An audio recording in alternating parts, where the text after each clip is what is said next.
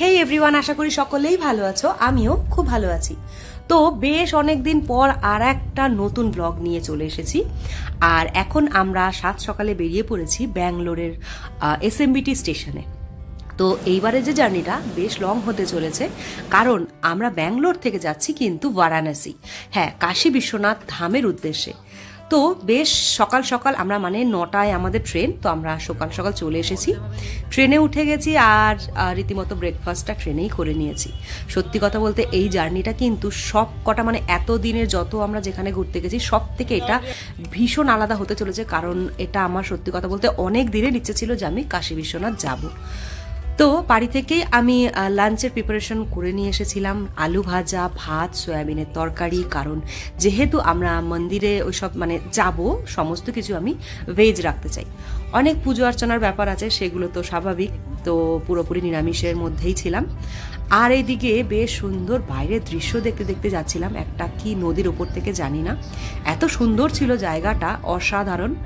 তো গাড়িতে বসে বসে, মানে ট্রেনে বসে বসে ভিউ দেখতে দেখতে এনজয় করছিলাম আমাদের খাবারটাকে। যদিও আমার গলাটা কিন্তু একদম ভেঙে গেছে, তোমরা একটুখানি প্লিজ কনসিডার করো, কারণ আমার ভয়েসটা কিন্তু সেইভাবে ঠিকঠাক লাগছে না। তো যাই হোক, দুপুরের লাঞ্চ করার পরে একটুখানি রেস্ট নিয়েছিলাম, তারপরে বিকেলবেলা উঠে দুজনে বসে পড়লাম লুডো খেলার জন্য।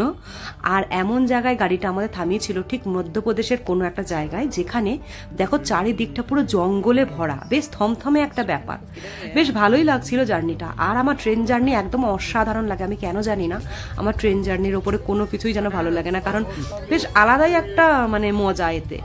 তো যাই হোক, এখন স্ন্যাক্স টাইম, তো একটুখানি কফি নিয়ে নিয়েছিল কুন্তল, আর একটু বিস্কিট ভিজিয়ে ভিজিয়ে খাচ্ছিলাম, তারপরে চিপস ছিল, তারপরে একটা রাবড়ি উঠেছিল, সেটাও আমরা নিয়েছিলাম।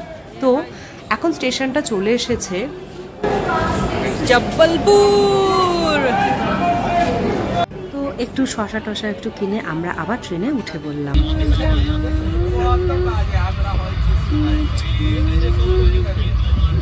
আমরা এখন মধ্যপ্রদেশে, তাই তো, সিহোরা, মধ্যপ্রদেশ।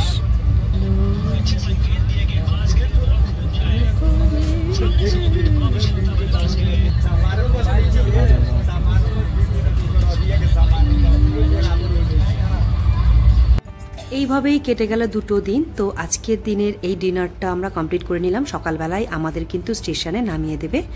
তো চলো ডিনারটা করে নিই। তো আমরা এখন নেমে গেছি স্টেশনে, আর স্টেশনটার নাম হচ্ছে পণ্ডিত দীনদয়াল উপাধ্যায় ডিডিইউ। সেখানে আমাদের নামতে হয়েছে, কারণ ডিরেক্ট বারাণসীর আমাদের কিন্তু টিকিট হয়নি ব্যাঙ্গালোর থেকে। কলকাতা থেকে যারা যারা আসে তারা অ্যাভেলেবেল অল টাইম, তারা টিকিট ভালোভাবে পেয়ে যাবে। তো যাই হোক, আমাদের একটা অটো বুক করতে হলো, কারণ আমাদের কিছু হোটেল দেখার ছিল, সেহেতু আমরা প্রাইভেট অটোই বুক করতে হলো, শেয়ার গাড়ি কিন্তু এখান থেকে ছাড়ে। তো আমরা এসে কিছুটা হোটেল দেখার পর একটা পছন্দ মতন হোটেল আমরা চুজ করে এখন উঠে গেলাম। আর আমরা একদমই কাছাকাছি, মানে নিয়ার বাই দশাশ্বমেধ ঘাট, ওখানে একেবারে নিয়েছি। তো একদম 2 মিনিট 3 মিনিট হেঁটে। তো এই চলো তোমাদের রুমটা একটুখানি শেয়ার করে দিই। তো ঢুকেই বেশ সুন্দর কিন্তু একটা মিরর রয়েছে, আর সামনে বেসিন এরিয়া রয়েছে। আর আমাকে ইগনোর করো, আমি একদম মানে যা তা অবস্থা হয়ে রয়েছে আমার। তো এই একটা বেশ সুন্দর একটা ডাবল বেডটা কিন্তু বেশ মানে যথেষ্ট বড়, আর খুব পরিষ্কার পরিচ্ছন্ন একটা হোটেল। এসি রয়েছে, কারণ এখানে প্রচণ্ড পরিমাণে এখন বর্তমানে কিন্তু গরম রয়েছে। তো এবার আমরা চলে যাব দশাশ্বমেধ ঘাটের দিকে, আমাদের গঙ্গা স্নানেরও ব্যাপার রয়েছে। তো তার প্রত্যেকটা ব্লগ তোমাদের সাথে অবশ্যই শেয়ার করব।